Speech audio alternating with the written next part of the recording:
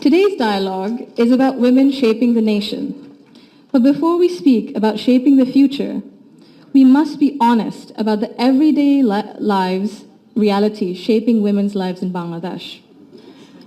My earliest understanding of women's roles in society came from my family, as it does for most of us.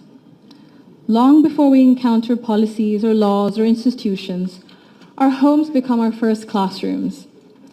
They teach us what is possible, what is acceptable, and what is expected. In my home, certain things were never questioned. It was never questioned whether a woman could pursue an exemplary medical career while raising a family. It was never questioned whether a woman could build a nationwide social welfare organization on her own merit. It was never questioned whether a woman was fit to lead, to command authority in a room full of men.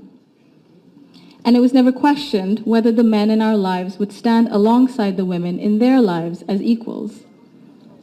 My mother continued to excel professionally as a cardiologist in government hospitals, often in patriarchal settings, because she had encouragement and support at home to balance both career and family. In 1979, my Nanu, Saida Iqbal Mandbanu, began using her own home to open a free elementary school for vulnerable and disadvantaged children. What began as a personal act of care grew into one of the earliest NGOs in Bangladesh, Shurubhi, creating meaningful and lasting change in young people's lives.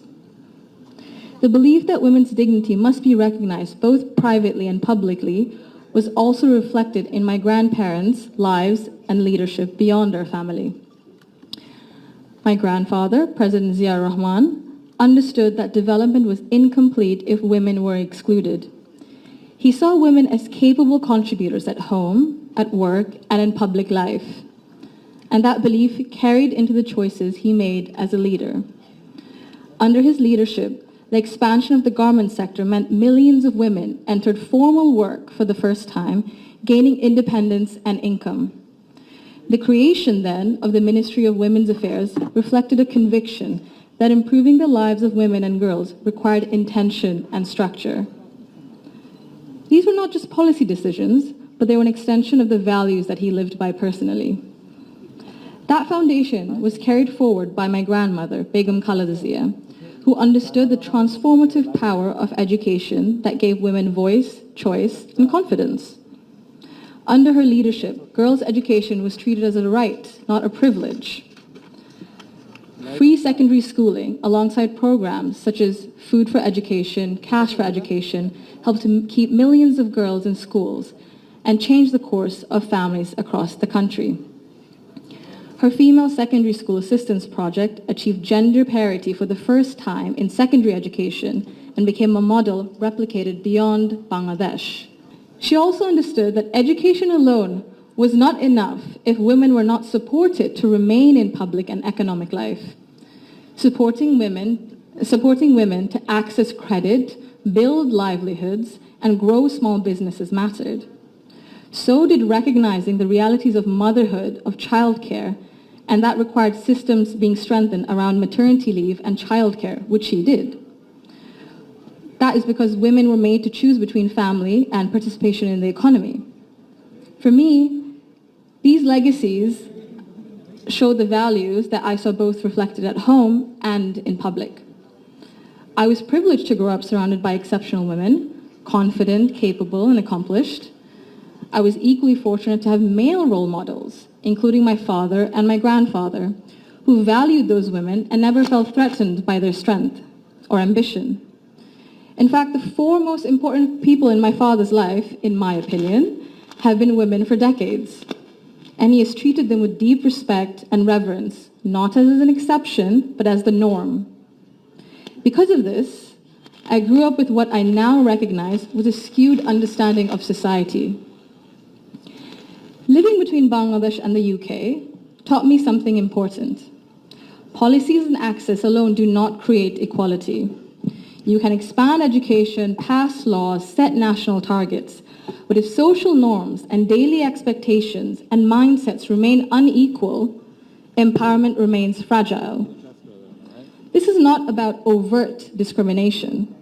Inequality often survives through habit and comfort, through what feels normal. In Bangladesh, women still perform around 85% of unpaid household and care work, spending over 7 times as many hours as men on this labor each day.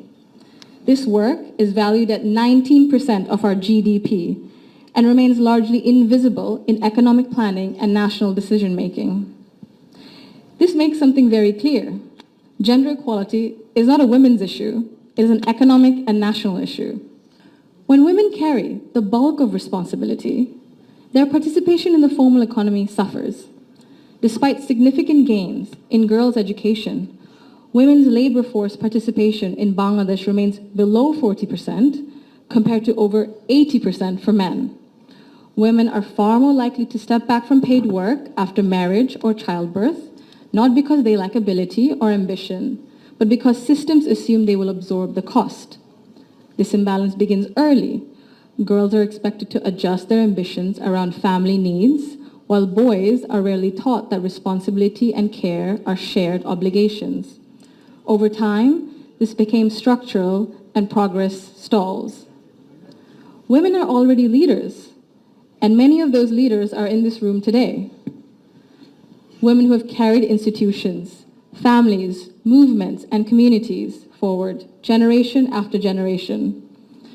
Bangladesh's progress bears your fingerprints, even when history has not always said your name out loud. This brings me to a central point. Belief means nothing without action. To the men among us, our fathers, our brothers, our sons, our husbands, our colleagues and friends, your support for women's rights matters. Your celebration of women's success matters, but equality cannot survive on words alone. If systems and expectations continue to rely on women's sacrifice as the default, inequality continues comfortably. Fathers, in particular, I believe, have a unique role in breaking this cycle. I'm an only child, and I never was once made to feel that my parents wished for a son instead. My father once scolded someone for even asking that question.